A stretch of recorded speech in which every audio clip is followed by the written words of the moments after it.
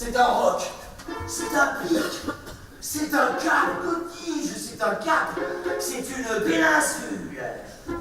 Avec Cyrano de Bergerac, œuvre et personnage mythique, Edmond Rostand écrivait l'une des plus belles histoires d'amour et de sacrifice. Au Rosé Concert Hall, c'est un Cyrano de troupe qui a été présenté par la compagnie du Grenier de Babouchka.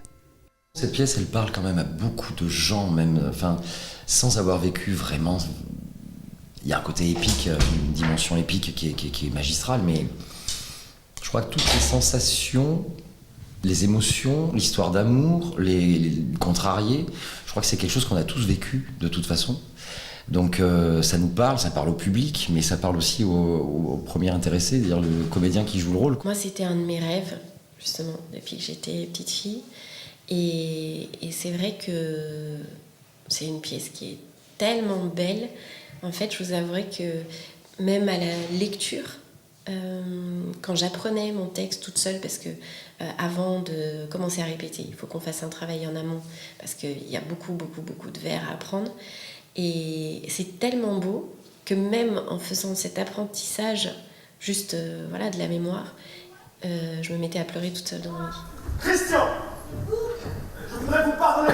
Parce qu'à voix basse. Non, vous parlez trop mal. Allez-vous-en. De grâce, m'accuser, juste Dieu. De n'aimer plus. De n'aimer plus. Quand j'aime plus. Quand j'aime plus. Sur scène, le metteur en scène Philippe Daguerre a rassemblé 11 artistes, des capes, des épées et de la musique. Chaque élément s'accordait à rendre toute la saveur de ce texte du répertoire français. Un texte joué vite et teinté d'émotion grâce à la présence du violoniste. Vêtu de noir, surgi de l'ombre, le virtuose a joué de son arche comme Cyrano jouait de son épée. Tout au long de la pièce, les cordes ont vibré au rythme des émotions de Cyrano. La musique est un personnage. Et dans ce concept-là, il y a quelque chose d'assez magique dans le concept et dans cet accompagnement. Parce que c'est jamais illustratif, c'est jamais du surlignage. C'est vraiment c'est comme un dialogue intérieur qui circule, qui fait partir les mots. Et des mots, il y en a, puisque sur les quelques 2600 vers qui composent la pièce, plus de la moitié sont prononcés par Cyrano. Je suis vraiment tout le temps sur scène, en fait, quasiment du début à la fin, quoi. Et voilà, c'est du sport.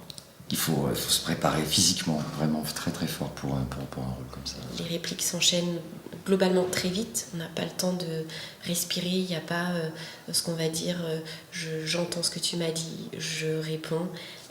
Tout ça, Jean-Philippe, il n'aime pas le théâtre psychologique. Donc c'est vrai qu'il y a un certain rythme et qu'en fait ça avance jusqu'au bout. Lors de la dernière scène, le rideau tombait sur le fameux mot prononcé par Cyrano. Mon panache. Mon panache, un mot qui a parfaitement résumé la délicatesse et l'intelligence du spectacle. Bref, un Cyrano qui méritait une péninsule de succès.